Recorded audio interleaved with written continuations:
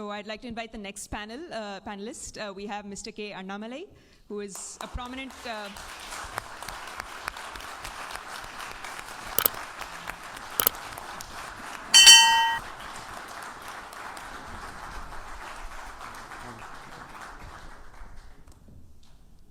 who's a prominent BJP party member, a Bharatiya Janata Party member, and a former president of BJP in Tamil Nadu. We have Mr. Ghanshyam Tiwari, who is the national spokesperson for the Samajwadi Party.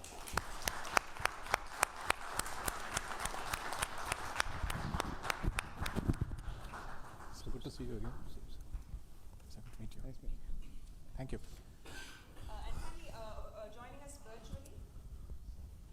Virtually from Delhi, we have Mr. Verghese George, who is the resident editor at the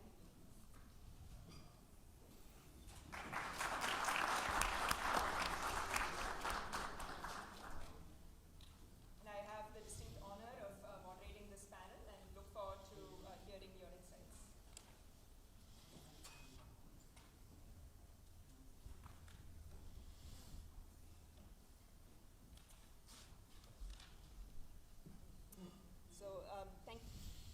Am I audible? Am I audible?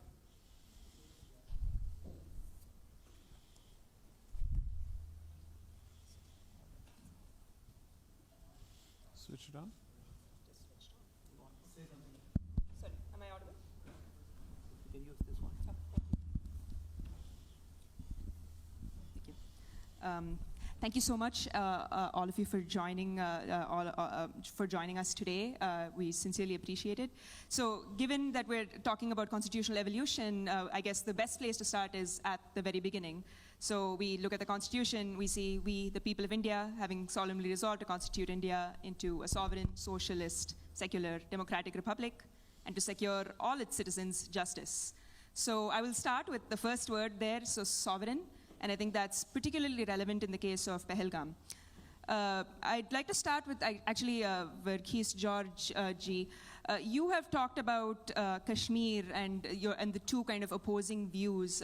So the broad question I'd like to ask the panelists is, how does the contest over Kashmir, thinking about the two different perspectives, kind of that Verghese George ji has, kind of Nehruvian secularism and kind of Hindutva civilizational claims, shape the understanding of constitutional sovereignty? And I'd like to hear Verghese George ji's work on that first. And yeah. Well, I think you've just jumped to a rather several years old an argument which I had made, which is essentially in one line. The argument is that the imagination about Kashmir in India's overall strategy has broadly can be viewed in two kind of visions, I would say. On the one hand, what I've called the Hindutva strategy, Kashmir is a kind of a last frontier which has to be integrated in a manner which consolidates nationhood, and that becomes the sort of a final frontier of a consolidation of India's nation-building project. So it is about the strength of the nation demonstrated in that manner. In a Nehruvian imagination, what I've called Kashmir is kind of the crown of India's multi-religious nationalism, where the defeat of two-nation theory, the idea that India is a Hindu country and therefore the Muslims have no place, that was Jinnah's idea. That is a new, the two-nation theory, which the Pakistani army chief actually spoke about in a very controversial manner a week ago, almost as a prelude to what happened in Pahalgam. The notion that Hindus and Muslims are two nations that cannot be together, that is a two-nation. So in the Nehruvian vision, the fact that a Muslim majority state or region could be part of India and was part of India and will be part of India was the epitome of India's idea of being a multi-religious, multi-ethnic, pluralist nation. That is the argument that I made, if I recall correctly. But yeah, as I said, it's a few years old. Thank you. So I'd like to draw a little bit more on that. J. Deepak ji, you've done a lot of work about civilizational narratives. I'd like to hear, how do you see this shaping kind of our understanding of constitutional sovereignty, especially in the wakes of security challenges like we faced recently?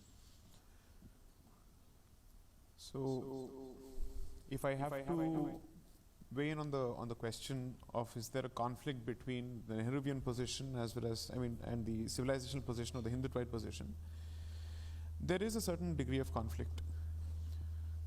The Nehruvian position starts off with a certain secularization or the negation of Bharat's civilizational history.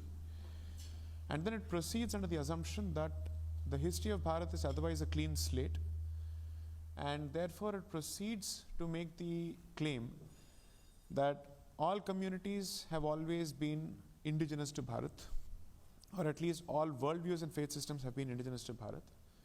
Whereas on the other hand, the Hindutvaite position basically takes the position that you don't need to deny the fundamental identity of Bharat's civilization in order to find a respectable place for other worldviews and faith systems within its rubric.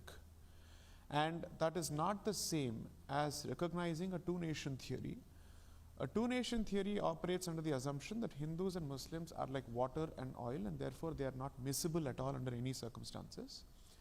That it is possible for both communities to live together, provided there is a clear acknowledgement and admission of Bharat's civilizational identity, without anyone taking a position that not only denies but actively seeks to exterminate the existence of that identity. As long as that social contract and compact is in place, I think we are all on the same page. Now, a lot of people tend to draw a mischievous parallel between the Jinnite position and the Hindutvaite position to say both of them are actually two sides of the same coin. They are not. Because if that were to be the case, then the fact of the matter is, in the last 11 years or since 2014, we should have seen waves of that particular movement resulting in displacement of people who don't share India's civilizational identity. If anything, on the contrary, what has happened is those who belong to or who are adherents of India's civilizational identity have come under greater attack in the last 11 years. That seems to be the situation. So, I am clearly of the view that even if we had to peg this argument or place this argument within the four corners of the Constitution, it is capable of being successfully accommodated as a constitutionally valid argument without doing injustice to the promise of equality, equal justice and equal treatment in the eyes of law and under the law to all communities. So sometimes what happens is, in our public discourse, we see an invented conflict between constitutional morality and civilizational identity. That conflict, according to me, is manufactured, and its primary goal is to cleanse and exterminate and pixelate our fundamental identity, which has serious consequences for perhaps the last standing dharmic civilization, which has withstood waves of invasions and colonial, let's say, settler colonialism. So I will have to firmly reject the Nehruvian approach. I have taken a very clear position against it. And the rejection of Nehruvian approach doesn't automatically translate to adoption or embracing of Jinnah's two-nation theory. There is a path in between, and that path in between happens to be Hindutva civilizationalism. That would be my position. Ghanshyamji, I'd love to hear your thoughts. You've spoken a lot about how certain views kind of I think the term you used was artificial intolerance, when others are thinking about artificial intelligence. I'd love to hear your thoughts on J. Deepak ji's point. Good morning. Thank you for this opportunity. Let me start by paying tribute to the victims of the Dastardly Act in Pahalgam. I think every one of us across the world feel that it could be us, it could be our family members, and every one of such violent activities pains us, strengthens our humanity, and then it brings to the fore the most important question that India faces in such moments. That is this a moment to rise as a nation together, or is this a moment to rise as a religion? Because religion is often pivoted as an anchor in such tragedies. As far as what respected J. Deepak ji said, I believe in facts. And in the world of artificial intelligence, that is going to be even more important. I cannot compare Nehru to a phantom or to a ghost. the British Empire sucked the blood, the economics, the social fabric of India. No empire has killed as many people in any part of the world as the British Empire. So we can go on to fight the Aurangzebs and Akbars and Humayus, but the fact stays as is. And the people who fought that empire are the true founding fathers of India: Gandhi, Nehru, Patel, Bose, Bhagat Singh, and countless more people. I believe that these people came up with a constitution, and at that time there was an equal opportunity for everybody, those who believed in any other ideology, civilizational journey of India, to stand up, be counted first as freedom fighters for India, fighting this powerful empire. Second, as thought leaders whose thoughts will last and build the architecture of India for the next 75 years and more. Our institutions have lasted, the IITs have lasted, the systems have lasted, the preamble of our constitution has lasted. So for anyone to come and say that this is the ideology that I use to contradict Nehru, I believe such ideologies don't have anybody but ghosts to stand on. The reality is that counterfactuals don't run the future of a nation. In front of us, there was one team who fought for the foundation of modern India, and the ideas of that team has lasted. My final point, if one has to look at last 11 years and think about one person, just one person, because I don't believe in phantoms running the ideology. One leader who stood out and said, this is my ideology and this is how I'm going to defend it. Did you see that leader stand up in parliament and defend it or speak about it? No.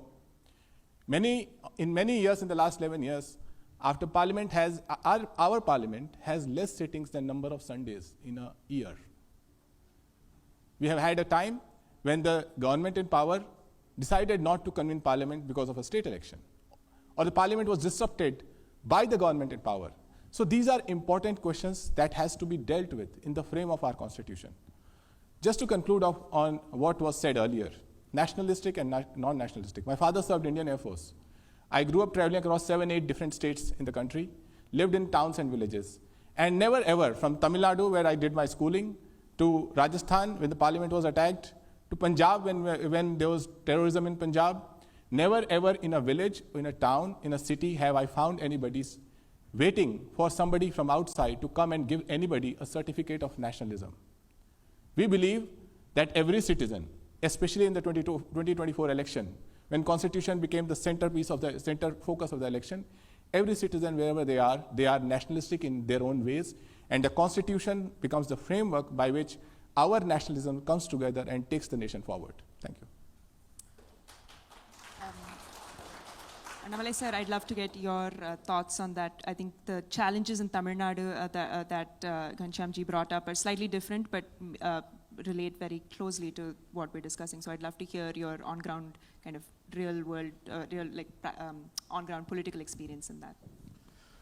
Thank you, Samyukta. I'll take some time to just get into the topic. And you marked a very important year called 2014 and the constitutional evolution.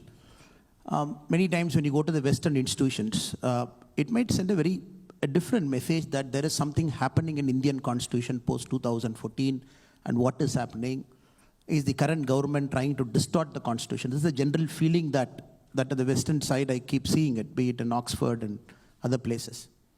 We have to understand, if at all we are talking about constitution, the ethos of constitution, protecting the constitution, it is more in the last few years.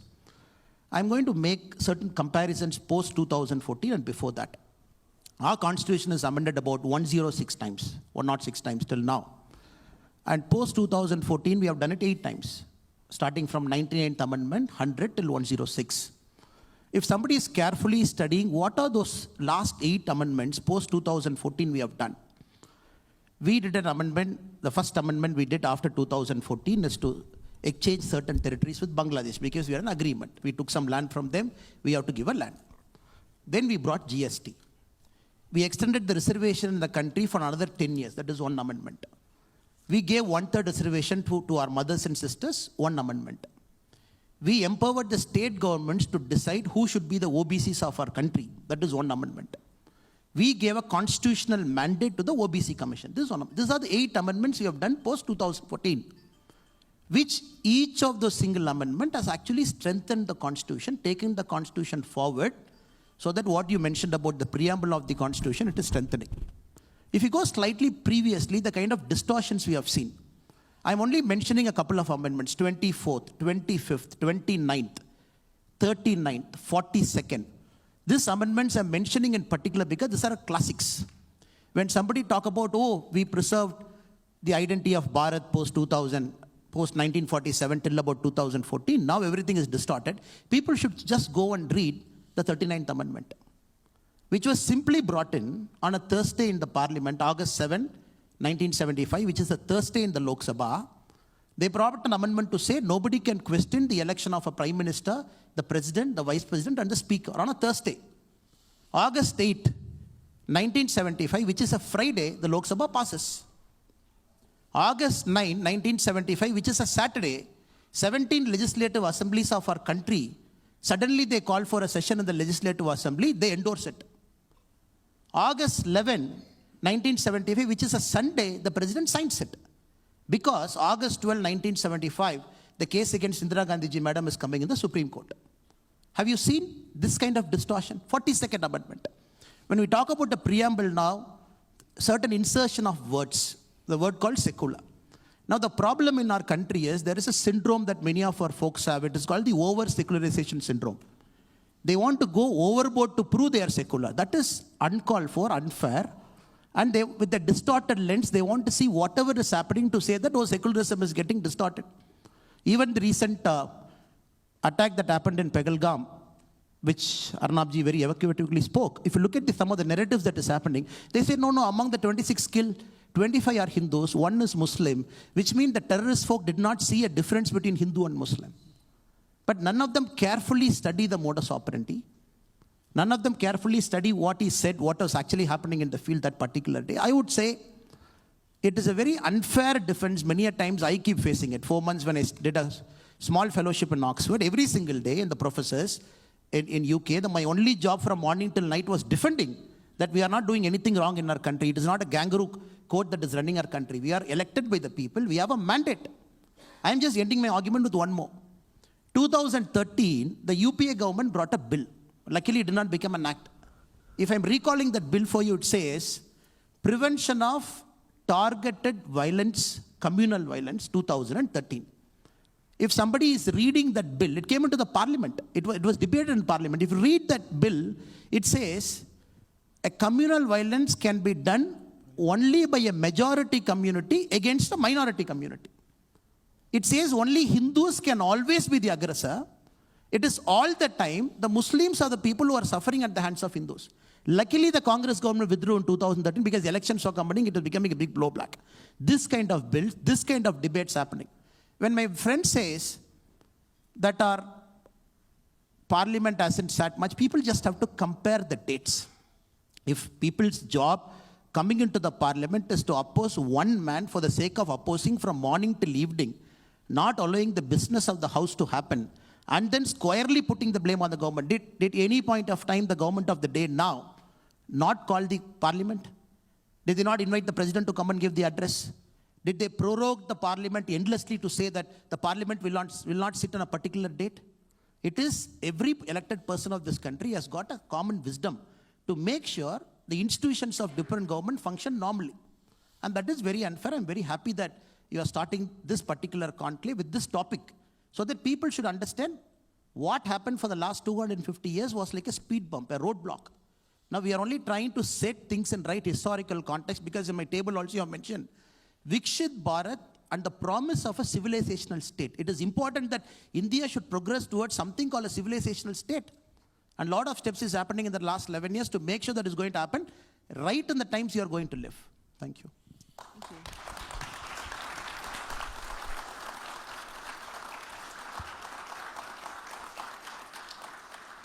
So you brought up 2 points, and I'd like to pull on that a little bit. So you brought up one, kind of the defense of kangaroo courts. I know, Ghanshyamji, you've expressed a lot of opinions about that, so I'd love to hear that about that from you. given that it's been an interest. I think in the interest of brevity and time, let me pivot the discussion to the future. We are at Stanford, the birthplace of foundational technologies that shape the future. So artificial intelligence is here. And if we have to judge, and the future generations will actually judge, it will be on their fingertips. Every one of us have mobile phones these days. What any speaker, whether it's the Prime Minister, whether it is journalist, nationalist journalist, or any other journalist, whoever it is, it's only a matter of time that the AI will judge everyone based on the content you have created. You can give your mobile phone to some kind of technology, and it will tell you that the content on your mobile phone, is it true? Is it hateful? Is it harmonious? Is it based on false propaganda? And there could be multiple sections. Professor Myra is there, so many professors would be there. I'm sure this will be scientific and it will be factual. And at that juncture, people will not have a place to hide. Because when a future person interested in history of India will read a lot of things that have been thrown out through various platforms, through media. I'll give you one simple statistics because we spoke about it. If you look at Google Trends and search for the word Hindu and Muslim, India is 80% Hindu. The internet imprint of the word Muslim sometimes is more than the word Hindu. Where is this content coming from? This is just in the last 11 years. This is not a by chance activity. This is a design. So when you analyze this mobile data, you will realize that who are generators of this content that technology will start classifying as hateful, untruthful, disharmonious, not for the Constitution. Final point, why do I pivot to the future? What is India? We talk about civilization. What is India? If you look at the census, whenever it comes out, the number of people under the age of 14, children under the age of 14, will be over 400 million, more than the population of United States. The number of people between age of 14 and 35, 15 and 35, another 400 million. This is where the future belongs to. What are the challenges?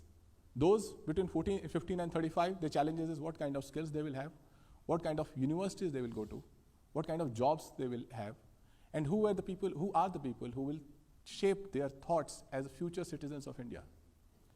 People under 14, their challenges will be what kind of nutrition they will have, what kind of education, early education they will have, what kind of schooling they will have, will they be healthy or not healthy. And if any discourse, 800 million people, if the Prime Minister of the country doesn't talk about it day in, day out, if the Vice President of the country doesn't talk about it day in, day out, if members of Parliament don't talk about it day in, day out, they are not doing their duty. If members of media don't talk about it day in, day out, they are not doing their duty, because today Indian universities don't rank in top 100. At the rate we are going, they are not going to be in top 100. So I think unless we pivot the conversation to the future, we will be battling the ghosts, whether it is ghost of Nehru, or whether it is ghost of Akbar or Aurangzeb. They are not pivoted in the future. And I think that is why it is important that as we reflect on all the things that are being spoken about, we reflect that a moment of truth is right across the corner in the world of artificial intelligence.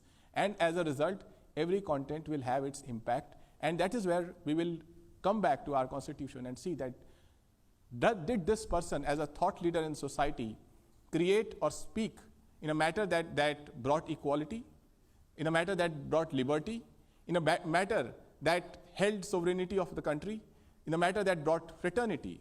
These are the most important guiding parts of our Constitution. And finally, socialism was socialist and secular. Again, as far as socialist is concerned, final point, when you look at these 400 million children, think about what their economic background is. How many of them will have a parent who has a college degree or a job? How many of them have assets? How many of us here can ever be here if our parents did not have basic assets to fulfill our education? And it is there the idea of socialism versus crony capitalism come in contest. And when in politics the power of money rises, that contest becomes much more significant. I come to a university not to answer all the questions, but actually ask questions, because I think this is the birthplace of the thinking, the ideas that shape the centuries ahead of us. As a result, I am just laying out some questions. I am sure many of the things that I've said will be contested and may be poor answers. And some of my friends are more erudite to come up with better answers. But I do think that if there is one word that will ultimately get added in the world of artificial intelligence to the constitution of the things that we read in the preamble, is the truth. Constitutions of future will have to promise to their citizens an extra word called truth, because truth will be contested in the world of AI. Thank you.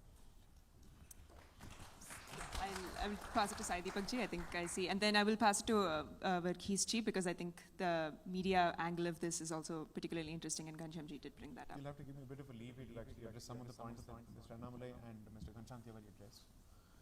You know, the funny part is, every time we discuss the history of this country or the history of Bharat, it's almost as if we are being told any discussion on the history of Bharat is futile because it comes in the way of our economic progress. Because if you look at the most advanced nations in the country, or the ones who are upwardly mobile, each one of them has managed to go down the highway of economic progress only after having resolved identity crisis.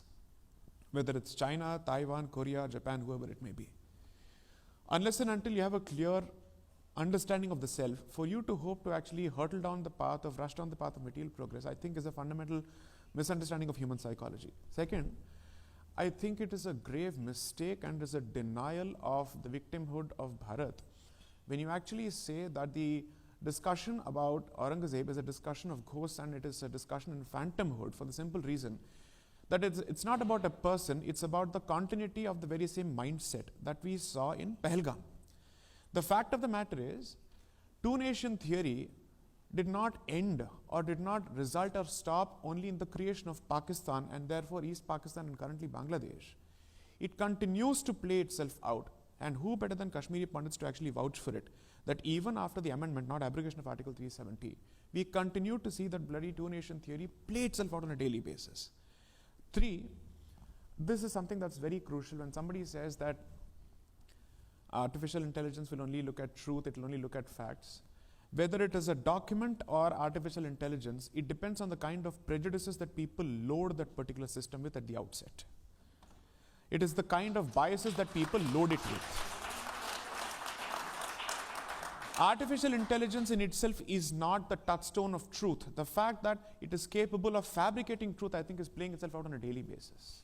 So let's be clear that whether it is a document such as the Constitution or artificial intelligence, it is capable of being fed a certain, let's say, worldview which loads the dice against others. Okay, now let's come to the question of truth, equality. Is a discussion on Article 370, which gives equal rights to everyone to become citizens of the state of Jammu and Kashmir, a discussion on equality or inequality? Is a discussion on giving fair treatment to the Dalits of Kashmir a discussion of equality or inequality? Is the abrogation of Article 35A, which resulted in mass discrimination of both women as well as Dalits in Kashmir, is it a discussion on equality or inequality?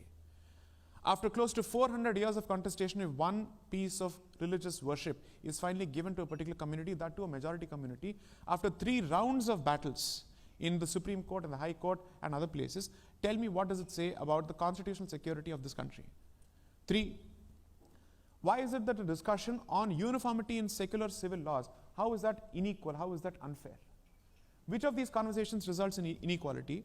And how is it that the ones who take a position against Uniform Civil Code, against the amendment to 370, against a judgment of the Constitutional Bench of the Supreme Court on Ram Janmabhoomi, how do they get to hold forth on equality and fairness, while the rest of us who are batting for it are somehow seen as purveyors of inequality and unfairness? 3, and I think this is extremely crucial, please understand. The fact of the matter is, there is a serious contestation with respect to Bharat's pre-independent history as well as post-independent history, and especially on the constitutional history, because Mr. Annamalai gave a couple of examples. I'll just give one example and close it with that. What is the First Amendment of the American Constitution? It is meant to be a pro-free speech amendment. The Second Amendment speaks of gun control. It speaks of right to bear arms. Do you know what is the First Amendment of the Indian Constitution?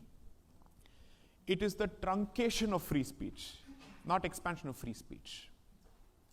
And exactly how did this happen? Because we are constantly being told that someone built this, someone built that. So let me exactly contribute to this particular conversation on how they truncated free speech in this country, in Bharat. The original restrictions on free speech were very narrow under Article 19 as it existed, Article 19(2) of the Constitution as it existed in the 1950 version. Now, the fount of all that is good and great with Bharat, Shri Pandit Nehru, was embarking on a journey of land reform laws, which was met with stiff opposition by the communists of his period, who said what you're doing is not right, it is not constitutional, and it is elitist. And they were writing tomes and tomes of articles criticizing his land reform initiatives across the board. One of them was Romesh Thapar, a communist. And why is this important? Romesh Thapar versus Union of India is the very first judgment that you will read on free speech. So what did Sri Nehru do? All his land reform initiatives were put in a particular schedule of the Constitution, the 9th schedule, and 9th schedule, any law that is placed in the 9th schedule is rendered immune from a constitutional challenge before any court. That was the first promulgation. The second thing that was done was to expand the scope of restrictions on free speech by making it as vague and broad as possible. Now, the person who aided him and who was the lawyer of the government at that point, the law minister, was Dr. Ambedkar, who aided Mr. Nehru's initiatives in expanding the scope of limitations on free speech. And till date, unfortunately, nobody has brought or dragged the First Amendment to the Indian Constitution to the court, challenging its own constitutionality, saying, how did this even happen in the first place? So to actually hold forth on how they've built institutions, if somebody has a problem with the extent and the state of free speech in Bharat today, then go back to the prime mover, the root cause, the first cause of all that is great and good with Bharat, Sri Nehru. This is the reality of it. The reason why the word secular was even kept outside the purvey of our preamble when the framers of the Constitution, we don't have a founding father, we have founding fathers and mothers. That is the egalitarianism of the Indian Constitution. They said secularism is a word that is capable of multiple interpretations, some of which are rank mischievous. So keep it out. It was brought in during the emergency surreptitiously, and ask yourself whether the mischief that was anticipated stands validated today on a daily basis when secularism becomes the touchstone of every policy. So I must say that please never approach constitutionalism or artificial intelligence with blinkers on as if it is free of any kind of biases or it is fundamentally neutral at the outset. It is a document, it is a man-made document, it is a man-made system. It is therefore informed by the biases of the people who create it. Finally, I'd only want to say this. The fact of the matter is, in the last 11 years, as much as I have a lot to say in terms of criticism of the current dispensation at the center, I will be the first person to say it is this dispensation that has managed to finally shape the world's positive attitude towards Bharat after decades of being associated with snake charmership. The fact of the matter is that the Indian passport today carries a lot more value since 2014 as it did before, than it did before. 3, people must constantly speak of equality, people must constantly speak of development. The fact of the matter is a politician must not just speak, the politician must do and act.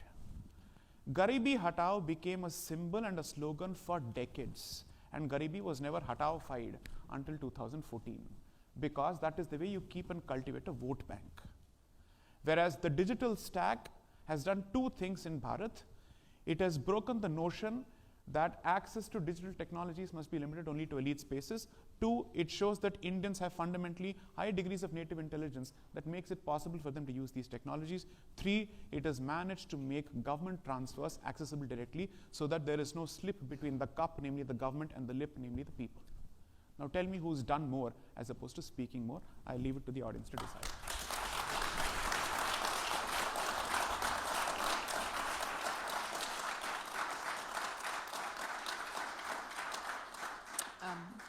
But History, I'd like you to weigh in on specifically Sai Deepak Ji's comments on free speech. I think that's something that you've spoken extensively about in your book on the Trump and Modi kind of relationship.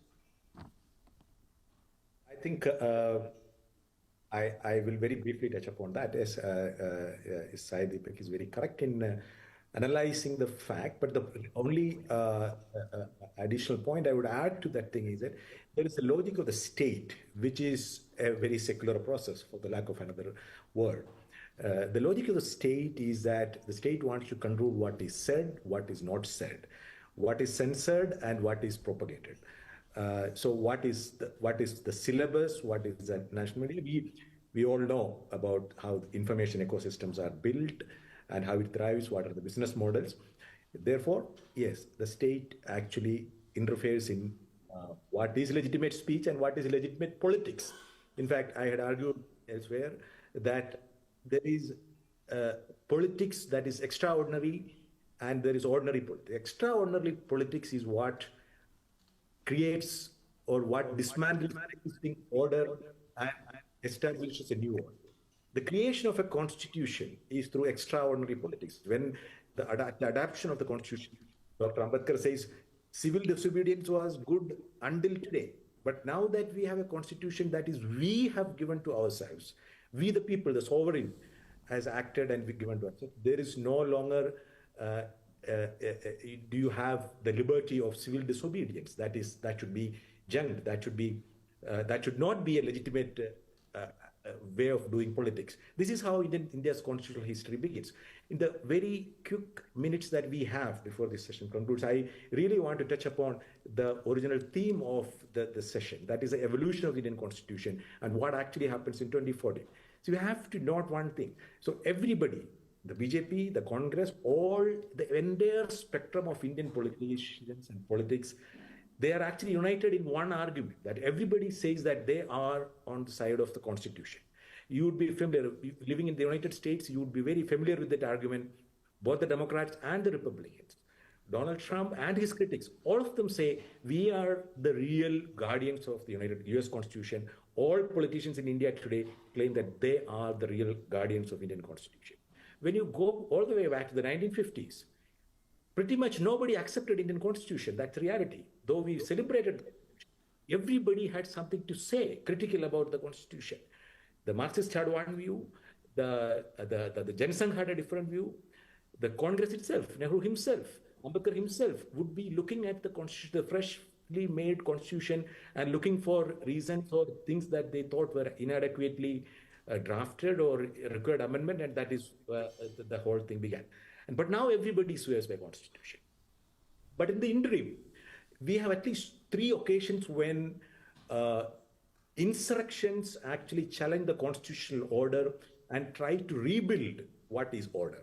One was the JP movement, the second was Ayodhya movement, and the third, Ayodhya movement, and particularly the demolition of the Babri Masjid, and third was Anna Hazare movement. All these 3 phases in India's political evolution actually challenge the existing constitutional order and try to bring in a new order. I would say 2014 was the culmination in a way of restructuring the order. In fact, if you go back and actually listen to the speeches made at the inauguration of the Ram Janmabhoomi temple in early 2014, the Uttar Pradesh Chief Minister actually says the singularity of that moment. This is a moment that we had waited for hundreds of years. So there is a singularity of time and there is a singularity of the place. So a new order is being created. So what does a new order mean? There is a different way in which we define we the people. In fact, there is a very interesting segment in the Supreme Court judgment. So this is not only the BJP or the political process alone. In fact, it's also through judicial interpretation. When you look at the Supreme Court judgment on Article 370, what it actually interprets we the people. The question was whether Kashmir had any residual sovereignty left, because you had raised the question of sovereignty in the early part of this conversation. The Supreme Court concluded that Kashmir has no residual sovereignty which is separate from we the people as India as a whole. So what the implication of that interpretation is that, so you can have a majority that is won from any place, and you can change the structure or the rules or the rights of everybody, or particularly in another place. The point being that both in changing the structure of Kashmir's constitutional status. And in the recent Act, what actually happens is that there is no representation of the most affected people in that process. It is true that it is through a constitutionally valid mechanism of parliamentary majority how it is affected. But this actually compares with the original scheme of how when Sardar Patel himself was heading a special committee which was to address the special requirements of tribals, excluded communities, religious minorities, and it actually goes on to say that how their representation will have to be, their voices will have to be heard before you actually write the provisions that affect them. That is a significant change when you say people as a whole, the entire country as a whole, and that majority out of that thing, I fear that actually borders on the risk of majoritarianism as opposed to a representative parliamentary constitution. That is one thing. And I don't agreement with the fact, argument about India's civilization identity and its heritage. But the only caveat we try to explore is civilization is also a journey. There is, when we speak about specific binaries, I would as much be in disagreement with the argument that the nation of India begins on 1947 or 1950 or 1952, as much as to say that there is a particular mode of Indian civilization, because we all know the modern Indian history is about Shuddhi movement. We want to actually know what actually is the purest of the civilization. There is the idea of Indian Islam being not authentic Islam because it has had local influences, local Hindu influences. So to civilization itself, whether you call it Hindu, Indic, Indian, whatever it is, that itself is an evolutionary process. You of you people who are sitting in Stanford, living in the United States, you would actually appreciate the fact that the idea of Indian civilization evolves. So if you actually go and read very recent book of Manu S. Pillai's The Making of Modern Hindu Consciousness, or you go back to Diana Heck's Sacred Geography, or R. Chambagalashmi. So the idea of what we called Hindu religion or Hindu faith or Hindu civilization, that is evolving over centuries and millennia.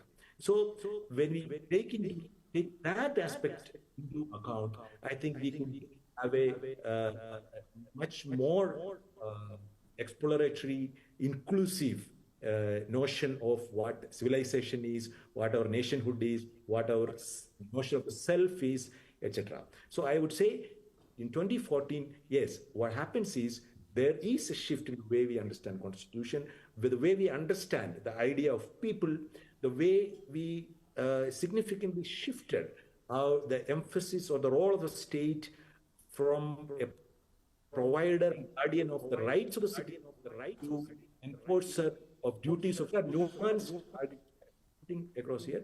But there is a shift, and we are actually, I think Mr. Annamal or somebody referred to, or Sai Deepak referred to the idea of a social contract. I would argue that we are in the midst of trying to renegotiate the social contract as it existed. There is nothing bad about it, but only thing that we have to be mindful is that renegotiation or relitigation of social contract will have to be civilized, non-violent, very accommodative, with a larger purpose of making India stronger and equipped for the challenges of the day. Thank you so much, Verghese ji. I think now we'll open it up for questions. I'm sure a lot of people... Can I just respond to a few sure, points? Yeah, I think it's important to respond to that. A lot of words are thrown now, majoritarianism, this, that, constitutional distortion.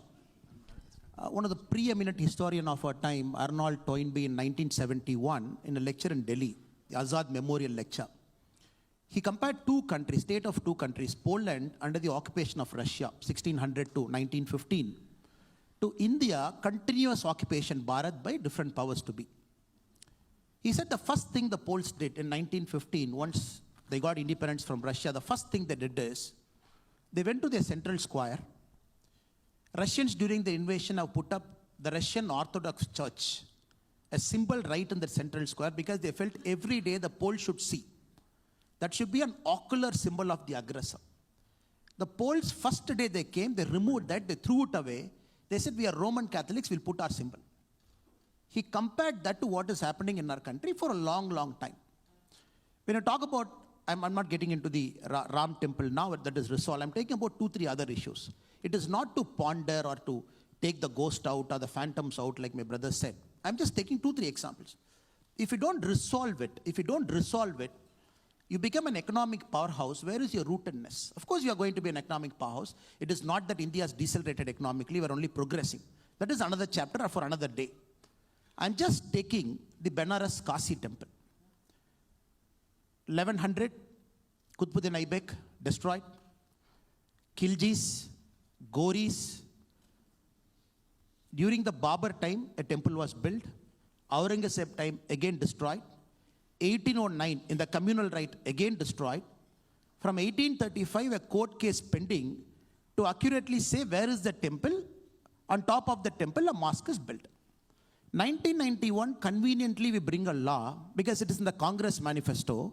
1991, we bring a law and we say, places of worship at 1991, nobody should get into. Which was debated for 2 days. 2 days. Without a debate. Nobody can get into any of this as a debate, because we, the Congress party, we have decided, because we have a majority. 1947, when we got independence, post that date, only Ram temple is an unresolved issue. Other things are resolved issue. 1,000 years people are fighting. People are given life.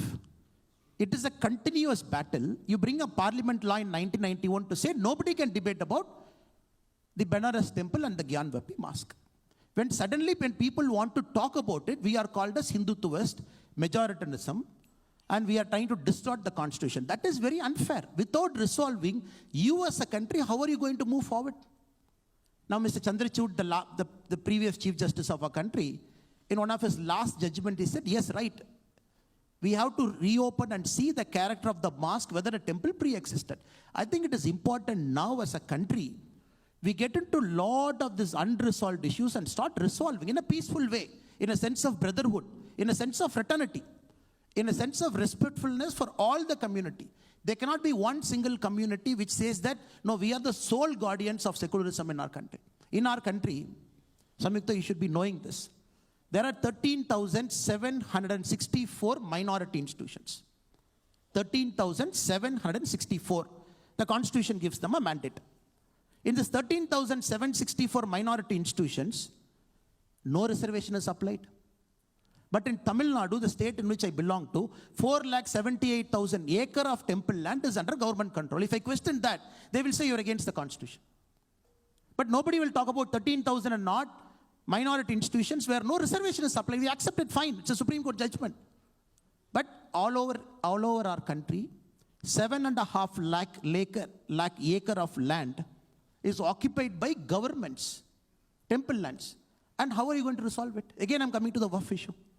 When you want to talk about Waqf, a lot of our friends will say, no, why are you opening a Pandora's box?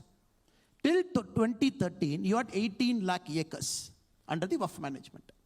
Last 10 years, 21 lakh acres got added. Last 10 years. 39 lakh acres under the Waqf board, that too from 2013, you're talking of Waqf by user. Anybody can come and say, this is my land. The temple lands are classified as Waqf land. Last 10 years, we have added 21 lakh acres. What stops you and me, the people of our country, from bringing a law in the parliament to clarify how a land should be classified as Waqf? Again, if you do this, people call majoritarian. No, since you are in power, you are using a majority brute force. If you want to use the majority brute force, we might not have waited for the Supreme Court judgment. You would have brought something called a Ram Temple Act in the parliament and built a Ram Temple. Why did we wait for the Supreme Court to resolve it? That is a sign of maturity, a wisdom of a country.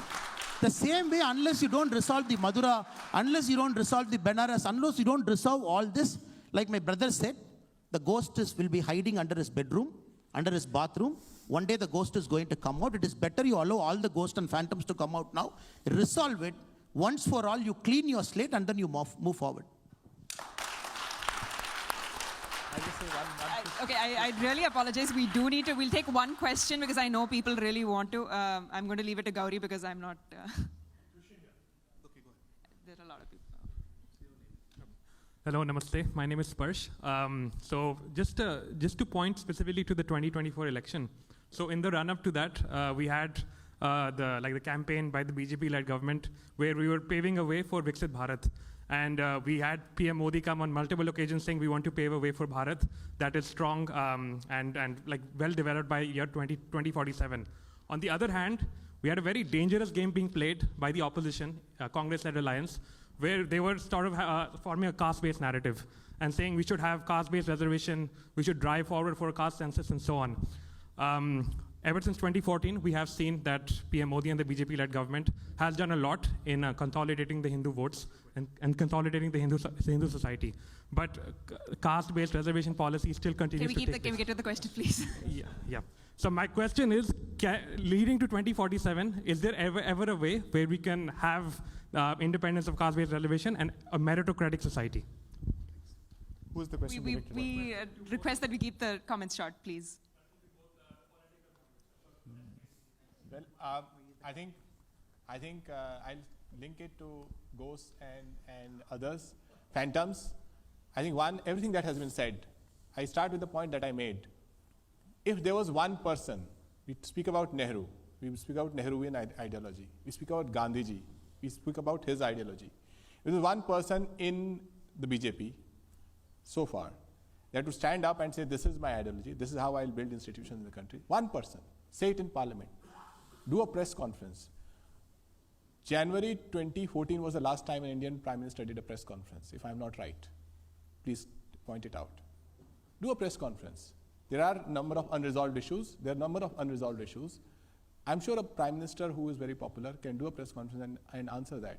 So on the idea of merit-based society, caste-based society, I think there's a long list of social justice movement that one has to read about and ask some very basic questions. Talk about caste census, what amount of land in India, somebody spoke about land, is held by the over 20% scheduled castes who are in India? What amount of land is held by the scheduled tribes who are in India? What amount of land is held by, if you look at the British Empire, one of the way they sucked the lifeblood out of India was absentee landlordism. That ensured that people who had nothing to do with land owned the land.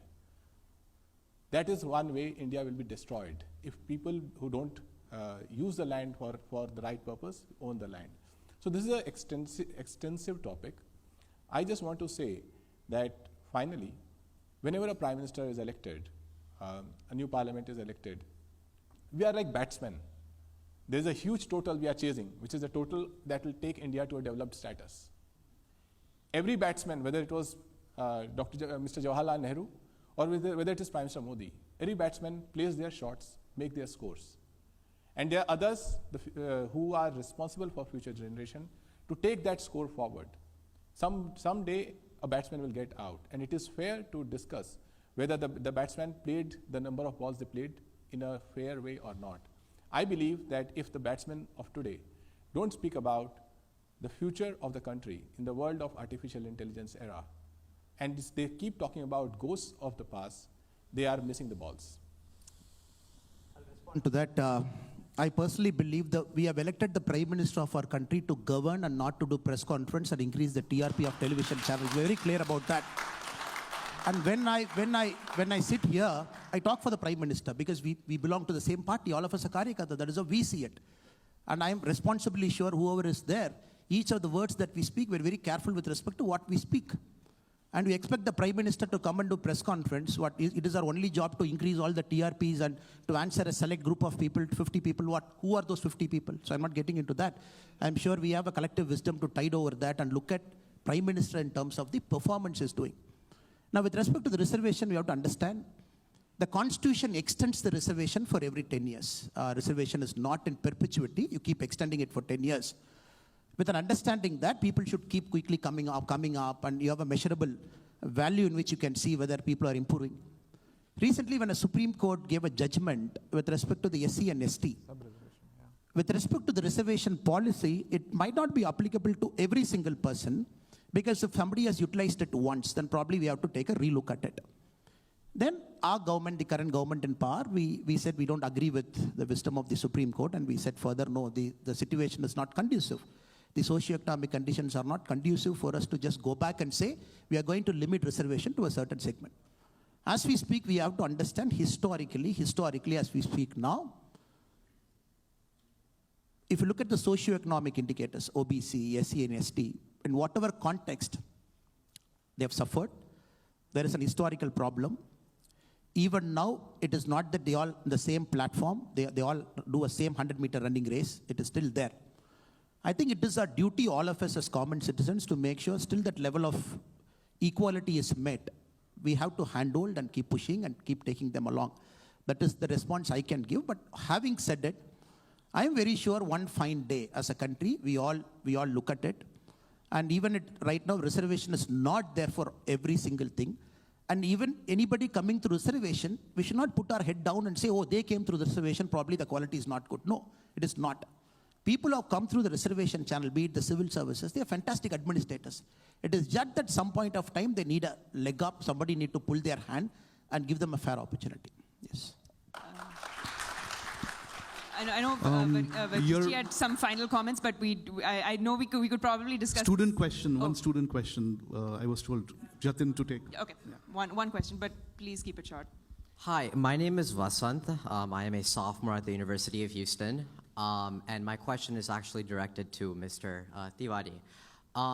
With due respect, Gandhi and Nehru did fight against the British, but while fighting against the British, they stripped India of their civilizational Hindu identity.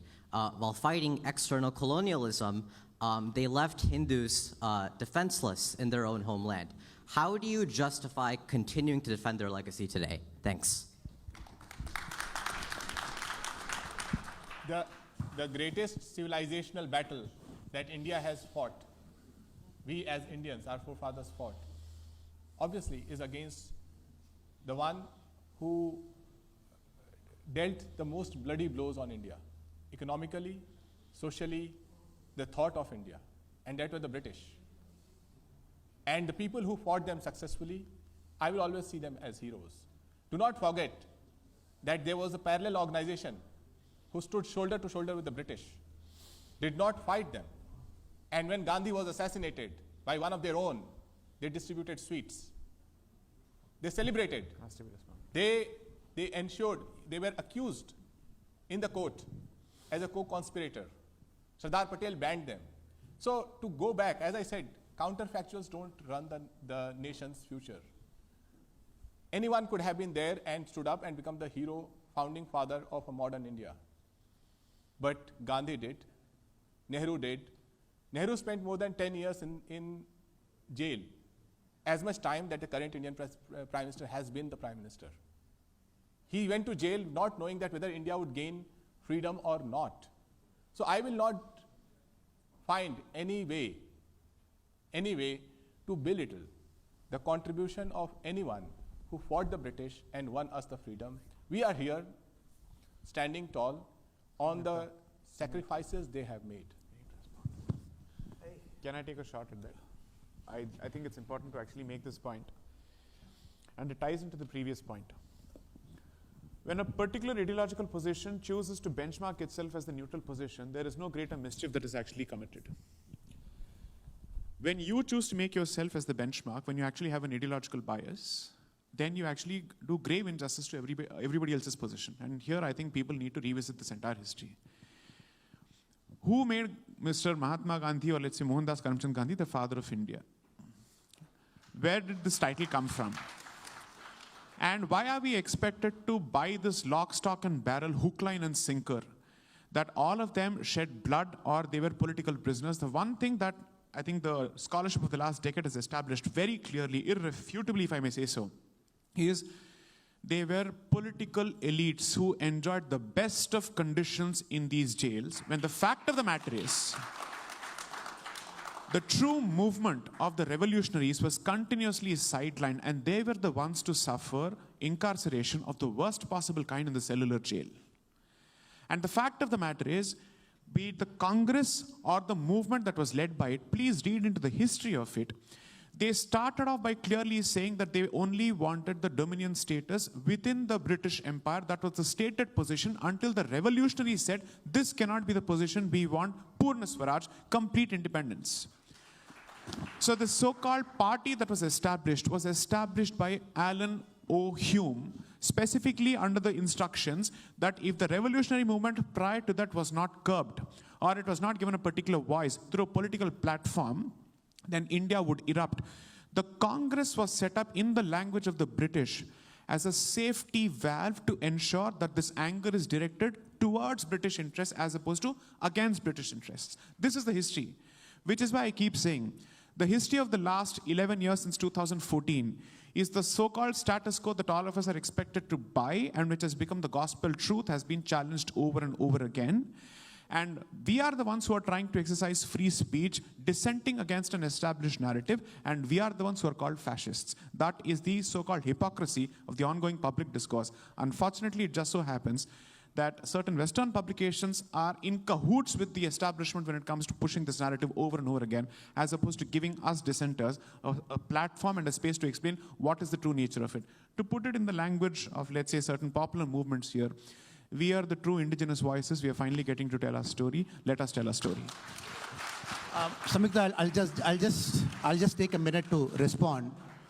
Now, who banned RSS? The government of the day. The government bans it. Because Nehruji, if anybody had the opportunity to read the will of Mr. Pandit Jawaharlal Nehru, the last will, he says, I should not be given a Hindu religious ceremony when I die. This is Mr. Nehru. When Rajendra Prasad ji wanted to go and attend the ceremony in Somnath, the Kumbhabhisheka that is happening, the Prime Minister of our country said this is called Hindu revivalism. How can the President go and attend? I'm just putting things in context. Even today, our government can ban Congress Sevadal and say it is anti-national. Anybody in the government can do that. Just sense of whitewashing history and the Congress banning RSS multiple times and saying that, oh, they're banned. Which court has convicted them? Which court has said that they are involved in the assassination of the great Mahatma Gandhi ji? And I think we have to move beyond it and still taking recourse to whatever has happened. This false truth, this pseudo-truth, and trying to spin this argument out of this again and again and again. That is the problem. From 2014, we are trying our best as a country to address it, to move away from this half-truth and pseudo-truth and false truth so that we get a sense of history. I'm sure the students at Stanford, by scheduling this topic early in the morning, you're clearly showing that you want to read, understand, make your own mind. Mohandas Pai ji is sitting here from his own state. One of the greatest preeminent, the current writer, Mr. Bhairappa is there, historian. Somebody has got time, please read his foreword. He has written to Vikram Sambat's Tipu Sultan book. Just read his foreword. He says, I worked in the education department for a long time. When they want to even do some minor alteration to the history of Tipu Sultan, the education secretary used to ban saying, why do you want to do it? We have a certain sense of history that from 1947, let us continue. Why do you want to bring new things into Indian history? That is the problem. That is why Mr. Sai Deepakar, Vikram Sampats and others, they're trying to tell a story that is true, that is original, that got distorted for a long time from 1947. Let us respect those voices also. I'm not taking offense to my brother. That voice is important. But let us put our mind to also understand the other voice so that you make your judgment, your decision by listening to both sides of the coin. Thank you so much. We will have really two sentence, please, Varghese ji, a quick finisher to this very firebrand of a panel. Well, I think thank you for allowing me to be with these esteemed colleagues and at the Stanford conference where, so only 2 lines as you put the limit on. So the question of caste reservation, that is a point of disagreement, point of agreement across all these opinions here and across India's political spectrum. Everybody agrees that caste-based reservation continues. That is an amendment which gets extended every 10 years without any controversy, without any debate. The last time when we had a debate on it was in 2015, when the RSS chief during the, said that there should be a debate on caste-based reservation. And in subsequent years, the chief himself has said that considering the historic particularities of India, this is not time to open a debate on it. It will have to continue as long as it takes. So that is a point of agreement, I think, everybody on this panel, and I think across all political parties and opinions, everybody in India seems to be on agreement on that. Thank you so much. Really appreciate everybody's participation in this panel.